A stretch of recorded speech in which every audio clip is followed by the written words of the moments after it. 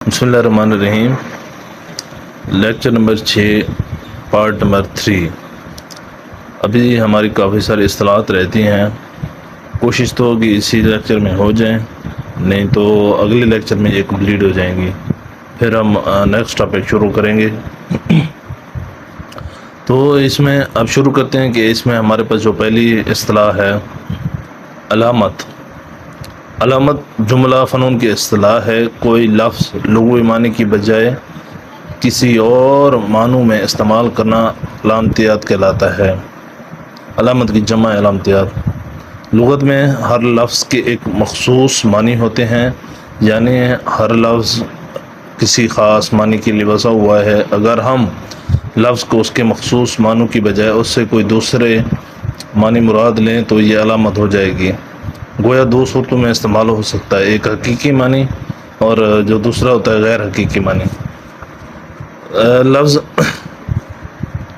مجاز استعمال علامت نگاری کہلاتا ہے۔ ان دونوں میں نا حقیقی اور غیر حقیقی معنی میں جو استعمال ہوتا ہے نا، تو اس کو جو لفظ ہوتا ہے اس کو ہم علامت کہتے ہیں، مجازی لفظ کو۔ یوں ہر استعارہ علامت، ہر کنایہ علامت، بلکہ ہر اصطلاح علامت ہے۔ شاعری کی تعریف اس طرح بھی کی گئی ہے کہ شاعری علامت کی زبان ہے، ہر بڑا کلام علامت ہے۔ عوام کی زبان، خطیب یا مفکر کی زبان، شاعر ادیب کی زبان، پیغمبر کی زبان، اللہ کی زبان، جتنا عظیم کلام اتنے ہی بھرپور، شاندار اور خوبصورت علامتیں۔ کلاسیکی شاعری میں بلبل، گلشن، ویرانہ، شمع، پروانہ، بہار، خزاں، چمن، آشیاں وغیرہ علامتیں ہیں۔ علامت نگاری کی کلاسیکی یکسانیت کے بعد اقبال نے پہلی مرتبہ اپنے اظہار و مطالب کے لیے نیا علامتی نظام متعارف کرایا، چنانچہ شاہین، عقاب، خورشید، خودی، مومن وغیرہ مخصوص علامتیں ہیں۔ اس کے بعد ہمارے پاس ہے جدیدیت۔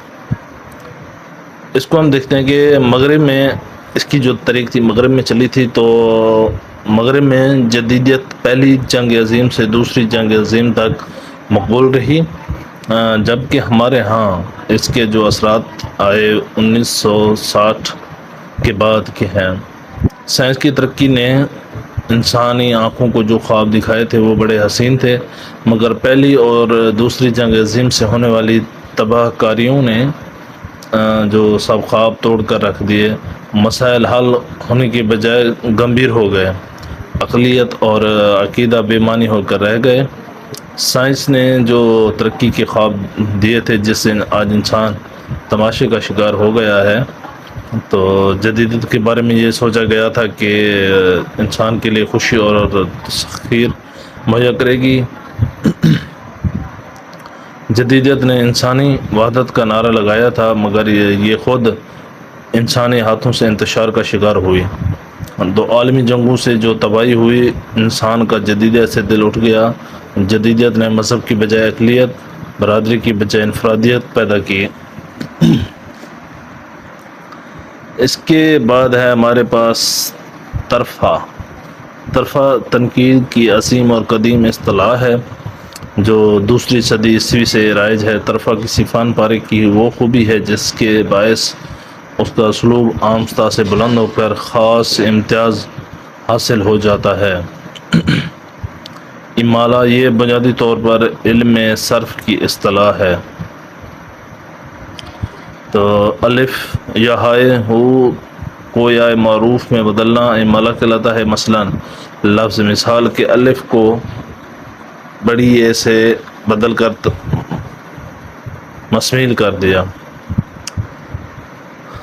دھندہ کی ہے کو کوئے میں بدلا اور دھندے کر دیا، جبکہ دھندے بھی بطور پر دھندہ عوید استعمال ہو، جیسے میرے دھند سے آپ کو کیا غرض۔ دھندے سے، جیسے میرے دھندے سے آپ کو کیا غرض۔ اس سے آگے ہمارے پاس ہے فاشزم۔ یہ امپورٹنٹ ہے۔ فاشزم یا فسطائیت سیاست کی اصطلاح ہے۔ طاقت کے بل بوتے پر کسی معاشرے یا قوم پر استبداد اور آمریت مسلط کرنا فاشزم ہے۔ فاشسٹ یا فسطائی اس فرد یا قوم کو کہیں گے جو دوسروں پر امریت مسلط کریں۔ رومن لفظ فاشسم کو عظمت و جلالت کا نشان سمجھتے تھے، تاہم سیاست کے ذیل میں مشہور ڈکٹیٹر مسولینی سے اس اصطلاح کو سب سے پہلے رواج دیا۔ علم سیاست میں فاشسم سے مراد آمریت اور جبر و استبداد ہے۔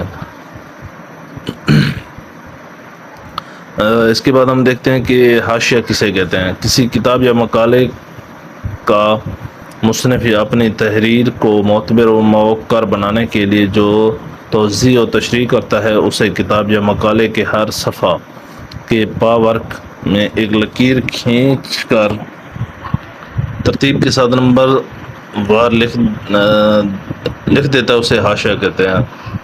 حاشیہ کتاب یا مقالے کے ہر باب یا پھر کتاب یا مقالے کے آخر میں بھی آ سکتا ہے، لیکن افضل یہی ہے کہ متعلقہ وضاحت اسی صفحے پر دی جائے۔ آگے ہے تجریدی آرٹ کیا ہے۔ انسانی وجود جو ہے فطرت پر اضافہ ہے، اور اس اضافے کا دوسرا عنوان تجرید ہے۔ تو کوئی بھی تخلیقی عمل جو انسان کی معرفت وقوع پذیر ہو، تجرید سے ملوث ہوئے بغیر نہیں رہ سکتا ہے۔ تو اس کی ہے کہ موسیقی کی جو اصوات ہوتی ہیں یا اعداد ہیں، الفاظ اور جیومیٹریکل اشکال ہوتی ہیں، یا بالحاظ نوعیت فطری نہیں بلکہ تجریدی یہ حیثیت رکھتی ہیں۔ اس اعتبار سے جو تمام فنون ہیں اس کی جو حساس تجریدیت پر قائم ہوتی ہے۔ انسانی فن کا مجموعہ عالمی سرمایہ بہت کم فطری، لیکن زیادہ تر جو ہوتی ہیں وہ ہمارے پاس تجریدی حیثیت رکھتی ہیں۔ تجریدی جو فن ہوتا ہے اس کی بنیادی جو اقسام ہوتی ہیں وہ دو ہوتی ہیں۔ ایک ہمارے پاس ہے جیومیٹریکل اور دوسرا فری ابسٹرکشن۔ تجرید کی اصطلاح کو جوہری معنوں میں نفسی قوت اختصار سے بھی منسوب کیا گیا ہے، یعنی ہم جو فطری اشکال کو زیادہ سے زیادہ مختصر کر کے بیان کرتے ہیں نا، تو اس بارے میں تو وہ ریاضیاتی تجرید میں بدل جاتی ہیں۔ فنون پر تجرید کی اصطلاح کا استعمال غیر معمولی وسعت اور تنقیدی شعور کا متقاضی ہے۔ تجریدی اور فطری قوانین کے امتیازات کا مطالعہ جدید آہنگی کا اہم ترین کارنامہ ہے۔ اور آگے ہے ہمارے پاس آرٹ، فن۔ اس کو ہم دیکھتے ہیں کہ جو حسن کے تخلیقی اظہار کا ہنر ہوتا ہے، ہم اس کو آرٹ کہتے ہیں۔ اسے جمال افرینی کی اولین اصطلاح بھی کہا جاتا ہے۔ جو زندگی کے تمام واقعات ہیں کو جمالیاتی تصدیق اظہار دینا آرٹ کا منصب ہے۔ گویا آرٹ زندگی کے واقعات کی جو جمالیاتی تصدیق یا تردید کا نام ہے۔ آرٹ صورت افرینی کا ایسا عمل ہے جس میں انسانی ذات کو مختار کل کی جو اس کو ہم حیثیت حاصل ہوتی ہے۔ آرٹ کے زمرے میں شاعری، ادب، موسیقی، مصوری اور بت تراشی آتی ہے۔ ان تمام فنون میں ذریعہ اظہار مختلف ہے، تخیل کی کار فرمائی کی سطحیں بھی جداگانہ ہیں، لیکن ان سب کے پس پردہ جو جمالیات کی عمل داری کی قوت اصولی اعتبار سے ایک ہی ہے۔ تو آرٹ کے لیے حیت، شکل و صورت اور پیکر ناگزی جو ہی فطرت کے خارجی مظاہر پر روح انسانی اس طرح عمل کرے گی کہ وہ کسی شیپ میں ظہور پذیر ہو جائے تو آرٹ جنم لیتا ہے۔ جو آرٹ کی یہ تعریف یہ قابل غور ہے کہ آرٹ فطرت کے خام مواد پر یا مظاہر فطرت پر روح انسانی کے عمل کا نام ہے۔ فن کی ایک تعریف یہ بھی ہو سکتی ہے کہ وہ ایک علامتی زبان ہو۔ تو آگے ہمارے پاس ہے دباچہ یا پیش لفظ۔ یہ تنقیدی اصطلاح ہے۔ ہمارے پاس کسی کتاب کے آغاز میں مصنف، مؤلف، مرتب یا کوئی اور ادیب، نقاد، قاری ان کی سہولت اور تفہیم کے لیے آغازی تمہید یا مقدمے کے طور پر جو تحریر لکھتا ہے اسے ہم دباچہ یا پیش لفظ کہتے ہیں۔ ادبی دنیا میں بعض طویل دباچے یا مقدمے اتنے مشہور ہوئے کہ ان کی الگ پہچان ہے، مثلا مقدمہ ابن خلدون اور مقدمہ شعر و شاعری جو مولانا حالی کی وغیرہ۔ تاثر وہ جذباتی اثر جو قاری، سامع یا ناظر کسی فن پارے کو پڑھ، سن یا دیکھ کر فوری طور پر قبول کرتا ہے، تاثر کہلاتا ہے۔ تاثر ہی دراصل کسی فن کا خلقی مقصد ہے۔ تخلیق جمال، تنقید حیات یا توضیح حیات اس کے بعد کے نتائج ہیں۔ فن پارہ اولاً تاثر پیدا کرتا ہے۔ یہ تاثر کسی بھی نوعیت کا ہو سکتا ہے، المناک، طرب انگیز، جمال افرین، حیات پر کوئی اور۔ اس کے بعد ہے ہمارے پاس اداریہ۔ اداریہ بنیادی طور پر جرنلزم کی اصطلاح ہے، جو تحریر جو کسی اخبار یا رسالے کا ایڈیٹر حالات حاضرہ کے سلسلے میں یا کسی ہنگامی اور فوری پیش آمدہ مسئلے پر اس لیے لکھے کہ قارئین ان مسائل پر توجہ دیں۔ ادارے کے نام سے موسوم ہیں۔ کارل جی ملر نے ادارے کی یہ تعریف کی ہے کہ اداریہ اس مضمون کو کہتے ہیں جو کسی ہنگامی موضوع پر لکھا گیا ہو اور اس میں قاری کی سوچ ایسی راہ پر ڈالنے کی کوشش کی گئی ہو جو مضمون نگار کے خیال میں صحیح راہ ہے۔ تو اداریہ نویس قاری کو ایسے نقطہ نظر سے متفق کرنے کی کوشش کرتا ہے جیسے قاری قائل ہو جائے اور موافق رد عمل ظاہر کرے۔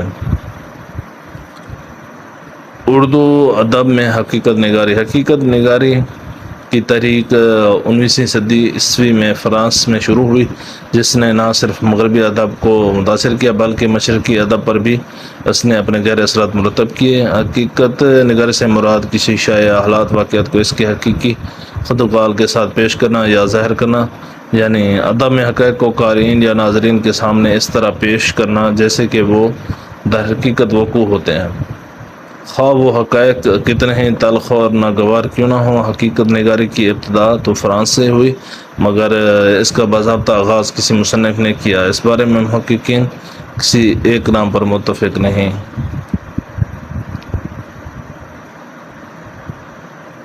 تو اس کے بعد ہے رومانیت۔ رومانیت ایک رویے کا نام ہے جس میں انسان اپنے ماحول سے مایوس ہو کر خیال اور تخیلی من پسند دنیائیں بنانے کی کوشش کرتا ہے۔ یہ ایک داخلی قوت ہے جو نامعلوم کو دریافت کرتا ہے۔ رومانیت کے عناصر ہیں آزادی، انقلاب، عورت، ماضی پرستی، بغاوت، انفرادیت، فطرت پسندی، خلوت پسندی وغیرہ۔ تو اس کی ڈاکٹر فخر الحق نوری نے شعور ادب میں لکھا ہے کہ فرد کے شدید جذبات کا شاید اظہار، آزاد روی، انا کا غلبہ، انفرادیت، احساساتی اور تخیلاتی رجحان، تصورات کی دنیا میں جذباتی آسودگی، فرد کی داخلی کیفیت، عورت اور مرد کا جذباتی اور جنسی رشتہ، خیالات کا بہاؤ، فطرت کی طرف رجوع، ماضی بعید کے خواب، تمدنی زندگی کی بجائے فطرت کے قریب، تو اور وحشی عناصر میں دلچسپی اور جذباتی اہمیت شامل ہیں۔ ٹیگور کی ماورائیت، اقبال کی روایت شکنی اور ابوالکلام آزاد کی انفرادیت نے اردو ادب میں رومانیت کو فروغ دیا۔ تو اس کے بعد ہمارے پاس ہے جمالیات۔ جمالیات فلسفے کی ایک ایسی صنف ہے، انگریزی فلسفے کی ہمارے پاس ایسی صنف ہے جو فن کے حسن اور فن تنقید کی قدروں اور معیاروں سے بحث کرتی ہے۔ جمالیات کی اصطلاح پہلی بار باؤ گارٹن نے 1750 میں استعمال کی اور اس سے مراد علم احساسیات لی جس کا بنیادی مقصد حسن کی تلاش قرار دیا۔ کانٹ نے ماورائی جمالیات کی ترکیب استعمال کی جس سے حسیاتی تجربے کے بنیادی اصول لیے۔ اس اصطلاح کے جدید معنی ہیکل نے 1820 میں متعین کیے۔ پرانے زمانے میں جمالیات سے مراد وہ علم تھا جو حسن یا جمال اور لغت اور رفعت کی حیت سے متعلق مجرد تصورات پر بحث کرتا تھا، مگر جدید فلسفہ کے نزدیک جمالیات وہ حسن ہے جو تخلیقی تجربہ، حسن اور نقطہ نظر کی قدروں اور معیاروں سے بحث کرتی ہے اور نوعیت اور عمل کے اعتبار سے منطق اور نفسیات سے مختلف ہے۔ اور آخری ہمارے پاس ہے اسلوب، سٹائل، طرز بیان، طرز تحریر، لکھنے کا انداز، مطلب جو کسی ادیب کی پہچان ہوتی ہے، کسی شاعر کی پہچان ہے، اس کو ہم اسلوب کہتے ہیں۔ خیال اور موضوع کو الفاظ کی پیرائی میں بیان کرنے کے لیے جو ادیب طریقہ استعمال کرتا ہے یا سلیقہ استعمال کرتا ہے، جو اس کا انداز ہوتا ہے، وہ سٹائل اپناتا ہے، اس کو ہم اسلوب کہتے ہیں۔ تو یہ ہمارے پاس اصطلاحات تھیں، تو اصطلاحات والا لیکچر کمپلیٹ ہوا. تو ساری ویڈیوز کی 3 ویڈیو بنی ہے، پوری دیکھیے گا اور ویڈیو کو لائک کیجیے گا، چینل کو سبسکرائب کیجیے گا. ملتے ہیں نیکسٹ ویڈیو میں. نیکسٹ ہمارا ٹاپک وہ ہوگا جو اردو زبان تشکیل و ارتقاء ہوگا انشاءاللہ لیکچر 7. تو فی الحال کے لیے اللہ حافظ.